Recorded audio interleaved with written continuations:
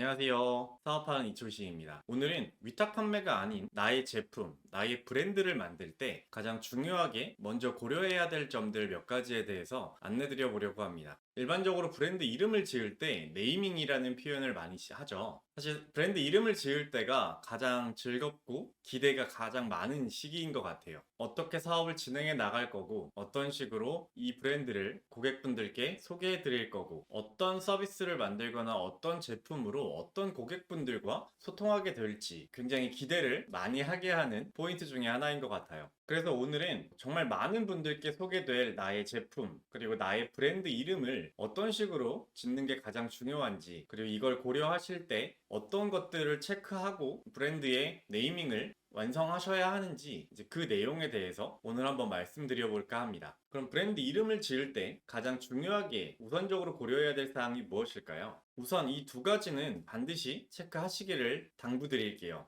첫 번째는 상표권이라는 부분인데요. 키프리스트라는 사이트를 통해서 내가 만들려고 하는 이 브랜드 이름이 나와 같은 류에 있는 류라고 표현을 하는데, 이 류는 업종을 의미한다고 생각하셔도 될 것 같아요. 그래서 이 같은 류에 있는지를 꼭 확인해 보시고 진행하셔야 합니다. 그리고 두 번째는 온라인 사업을 하시려고 하신다, 혹은 온라인 사업이 아니더라도 지금은 온라인 사이트가 있는 게 일반적이죠. 그래서 어떤 회사의 브랜드의 홈페이지를 만들기 위해서 회사의 URL을 혹시 다른 곳이 이미 사용하고 있는 건 아닌지, 사용하지 않더라도 점유하고 있는 건 아닌지를 꼭 확인하시고 진행하시는 게 좋습니다. 이 두 가지는 법적인 이유 때문에 꼭 하셨으면 좋겠다라는 말씀드리고요. 이것들 어떤 식으로 확인하시면 되는지 화면 보시면서 같이 한번 봐보실게요. 먼저 상표권에 대한 거, 상표권 어디서 확인하는지를 먼저 확인해 볼게요. 네이버에 키프리스라고 쳐보시면 되고요. 그러면 위쪽에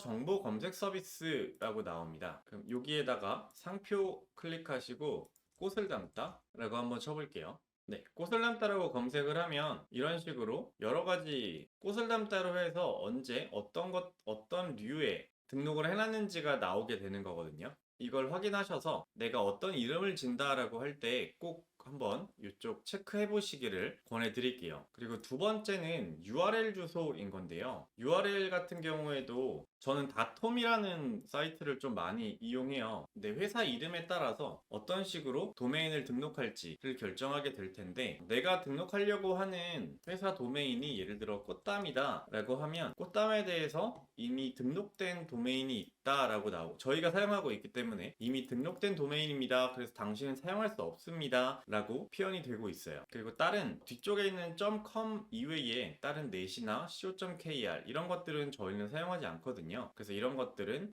다른 분들도 사용할 수 있다, 내가 먼저 돈을 내고 등록을 하면 그 URL에 대해서는 구매하신 분이 사용하게 된다라고 이해하시면 될 것 같습니다. 이렇게 두 가지 상표권과 URL 같은 경우엔 꼭 먼저 체크해 보시고 브랜드명을 결정하시기를 꼭 당부드릴게요. 시작하시는 분들 같은 경우에 이제 이 두 가지를 체크하지 않고서 진행하셔서 사업을 진행하시는 와중에 문제가 생기는 경우도 더러 있거든요. 이런 부분들은 꼭 체크하셔서 사업을 진행함에 있어서 상표권이나 URL 때문에 문제가 되는 일을 사전에 방지하실 수 있으면 좋겠습니다. 그리고 이거는 법적인 이슈나 이런 것들이 아니고, 내가 사업을 해나감에 있어서 이 브랜드명, 브랜드 네이밍이 이 세 가지를 고려하셔서 브랜드명을 지으시면 좋겠다라고 하는 점들에 대해서도 한번 말씀드려 볼게요.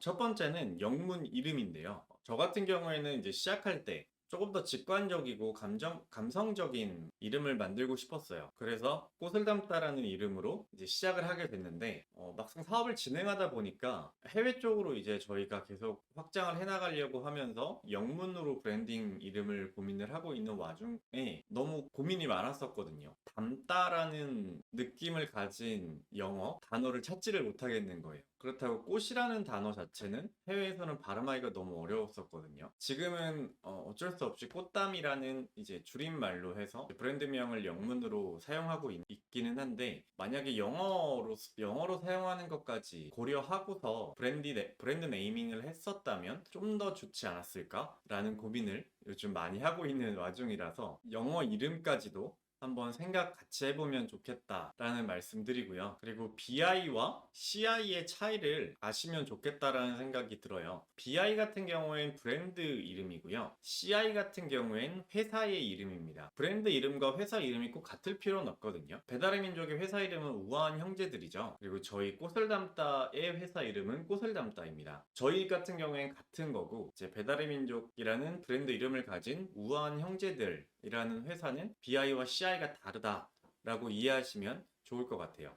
브랜드를 만든다는 건 정말 가슴 뛰는 설레는 일이죠. 브랜드는 단순한 위탁 판매와 달리 내 것을 만드는데 정말 오랜 긴 시간을 투자해야 되는 일이에요. 그리고 브랜드라고 하는 건 어쩌면 작은 조약돌들로 하나의 탑을 쌓는 느낌이라고 생각을 하거든요. 브랜드의 이름, 제품, 그리고 소속해서 고객을 응대하는 직원분들, 그리고 저희 거를 구매해 주시는 고객분들, 뭐 웹사이트, 그리고 회사 소개서, 그리고 고객분들이 보는 상세 페이지 하나하나까지, 그리고 내 매장이 있다면 내 제품이 어떻게 진열되어 있고 그 진열된 선반장을 어떤 소재로 만들었는지까지 모두 다 이 브랜드를 표현해주는 것들이라고 생각을 해요. 그래서 브랜드라는 하나의 성을 만들기 위해서 하나하나 신경 쓰고 다듬어 나가는, 어쩌면 저의 자식과 같은 그런 느낌이죠. 물론 이런 과정 자체가 쉽지만은 않지만 이렇게 1년, 3년, 5년, 7년 해 나가면서 저희 브랜드의 색깔을 좋아해 주시고 그런 고객분들과 만나는 일들 자체는 굉장히 행복한 일이거든요. 그래서 여러분들도 오늘 말씀드린 이런 브랜드명을 짓는 것부터 시작하셔서 본인만의 색을 정말 잘 드러내실 수 있는 브랜드를 하나하나 만들어 가시기를 바라겠습니다. 오늘 준비한 영상은 여기까지고요. 다음에 더 좋은 정보로 찾아뵙겠습니다. 감사합니다.